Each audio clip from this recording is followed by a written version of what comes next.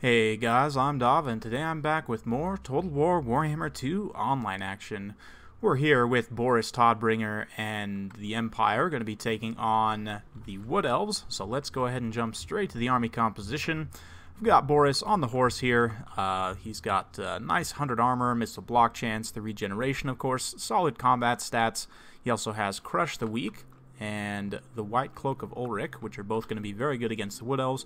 White Cloak of Ulrich is -9 melee attack, which is pretty substantial, and 6% speed, as well as Crush the Weak. If their leadership is lower than 50%, then they get -5 melee attack and defense, and an additional -4 leadership. Very good stuff. So, in addition, we've got a front line of a whole bunch of state troops. We've got 4 state troop spearmen with shields, and 4 swordsmen. One of them is the Sigmar Sons. We've got a Grey Wizard here with Enfeebling Foe, Melkos Mystifying Miasma, and the Penumbral Pendulum. We've got 3 units of Reiksguard, which is not super thematic with Boris, but actually only the 1 Reiksguard here, the Zintler's Reiksguard, and then the other 2 are Empire Knights. We've got 4 Pistoliers and a cannon. And the most important piece, for my army, at least in this particular battle, is this warrior priest right here. So I've stripped him of all his spells and abilities except for this right here, the Banner of Eternal Flame. So in a 40-meter radius, it gives fire damage, and that affects both missiles and melee. So you can see he's standing next to this Empire Great Cannon here, and he is giving him fire damage on their ranged attacks and their melee attacks. And being that my opponent has brought an all-tree army, that fire damage is going to be very, very important. So definitely glad I brought that guy. It's a very useful tool in certain matchups. Anytime you think you're going to need fire damage, it's relatively cheap to bring him along, and then you can throw him in wherever he's needed to give fire damage to a specific point in the battle. For now, I'm going to keep him next to my Great Cannon during the skirmish phase, and then once the mainline engagement develops, I'm going to run forward, and because these Dryads are also weak to fire, help support with the Swordsmen and so on in the front line. For my opponent, he's got a main line of 6 Dryads here. He's got 2 Treekin, a Tree Man, and Durthu. Durthu's got Flock of Doom and Wissen's Wild Form, as well as the Sword of Daith. He's also got a Great Eagle and a Branch Wraith as well for the healing and the melee attack buff. So very fun thematic army. Let's go ahead and kick things into gear and watch what happens.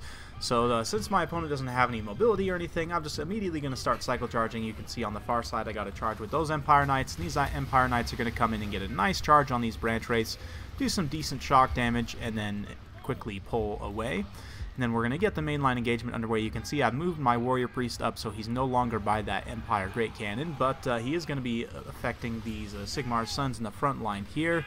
Let's see, they do indeed have flaming damage. They're going to be trading very cost effectively. You can see these Dryads are just getting cut down super hard anywhere that flaming damage is present. The Spearmen even will trade reasonably effectively with that fire damage.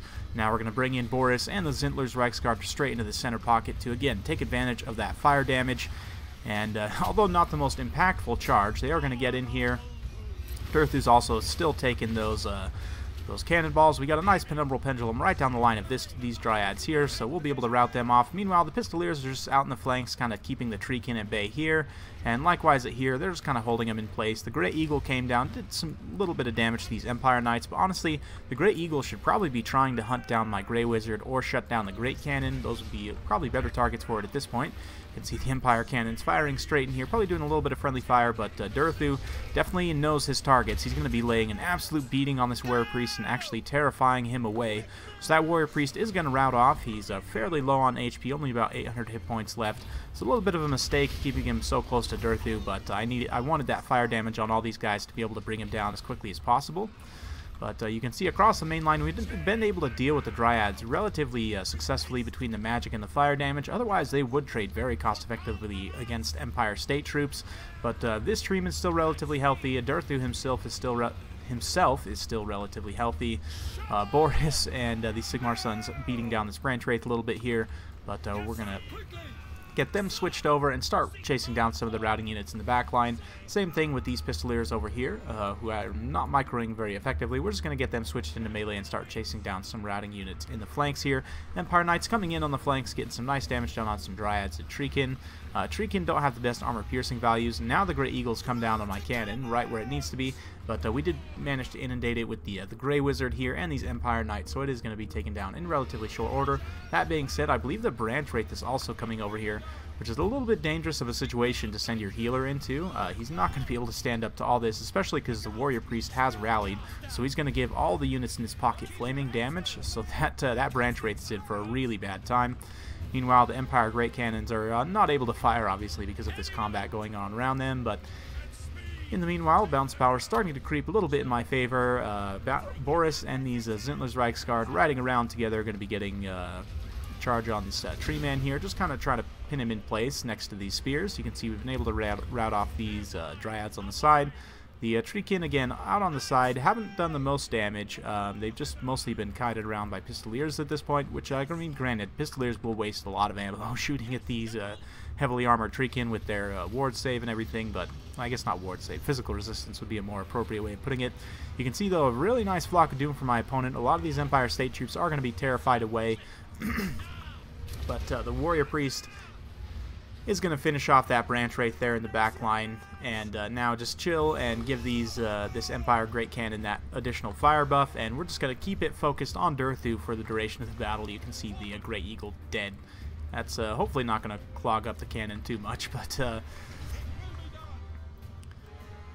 yeah, at this point, just trying to clean things up a little bit. We've got the Empire Knights just kind of sitting on station waiting for a good target. Honestly, charging in on the rear of these Dryads would be pretty solid as well, but right now I'm just trying to force as big of a blob as possible to let that Empire Cannon with its flaming damage from the Warrior Priest get as much work done as possible. So you can see all these units in this pocket, if the cannon manages to make contact, that is, will do some pretty solid damage. You can see that Great Cannon's already got an XP Chevron, pretty close to a second one. So that flaming damage has definitely helped against these tree-type targets. Come on, guys, fire away. You're killing me here. There we go. And a nice hit there on Durthu. Yeah, the Empire Knights are mostly just going to clean up the infantry at this point. And yeah, will be a victory for the Empire. Well played to my opponent. Sort of a fun build. I don't think the all-tree thing is necessarily super competitive, at least not at the moment. Once the Wood Elves get their Regiments of Renown, specifically the Firebark Elders, I think the all-tree builds will be a lot more viable, just because the you know, the fire damage is very, very painful. You can see the Pistoliers pulling up on station, unloading some shots into Durthu, and that Great Cannon taking out some of those treemen. So yeah, without the Firebark Elders, fire damage is just a huge menace up against the Wood Elves, and the Empire is one faction that has a lot of options for fire damage, so I definitely think that out of anyone to bring it against, I think maybe like the Greenskins would be one, because they don't have access to fire damage. You know, maybe the Vampires. You guys have seen me use a Durthu Death Star type build against the Vampires. I mean, I'm not a huge fan of Dryads as infantry. They're okay in certain niche situations, but on a full tree build like this, I mean, the Treekin can be pretty solid. They're very tanky, and in certain situations they can be pretty cost effective. But I think if you were to honestly replace these Dryads with Eternal Guards, suddenly this build becomes a lot scarier, because my Cav can't just run shop on everything. You can see the Empire Knights took relatively little damage, able to rack up quite a few kills. Same with the Zintler's Reichsguard here. Likewise, Boris didn't take too many kills either, or take too much damage either. Warrior Priest took a lot of damage from Durthu, only got one kill, but it was that Branch Wraith, which was very important, taking my opponent's healing there in that late game. Durthu himself did get 104 kills, pretty solid performance out of him. But you can see the Empire Great Cannon, 2 XP chevrons, just from the sport of that Warrior Priest firing into those Treekin and so on. Got some really cost-effective work done. Empire State troops, they did alright in the front line, especially where supported by the Warrior Priest. But yeah, so let's go ahead and just take a look here. Now the flammable trait did get nerfed from Game 1 to Game 2. It's not as devastating as it used to be, but let's go ahead and just briefly look at the Wood Elves here in comparison to the Empire. So, I mean, it's 25% weakness to fire, if I remember correctly. Yes, 25% weakness to fire. So that means that any units with flaming damage are going to do very well against the tree-type units. In terms of what the Empire can bring, I mean, obviously you have the Warrior Priest with the Flaming Banner. Volkmar himself has flaming damage.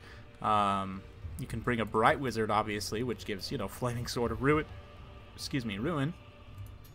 And various other buffs here. Kindle Flame, stacking Kindle Flame with that base weakness to fire gives, what is it, 47% weakness to fire in total, which is very, very strong. You know, they can also take the Luminarch does fire damage. You don't see the Sunmaker very much. It does do fire damage, but it's kind of a useless unit in my opinion. Knights of the Blazing Sun, though, also do fire damage. So, I mean, the Empire has a lot of options to bring the fire damage to you. So, I definitely think the all-Treekin army is a risk. Granted, once the Firebark Elders come along, it'll be a bit more viable because they give that area of effect resistance to fire, which is very, very strong. And it helps make those tree-type builds much more viable. But yeah, hope you guys enjoyed watching. If you like this kind of content, like and subscribe. I'm keeping it coming with more Total War Warhammer 2 content every single day, so stay tuned for more, and we'll see you next time.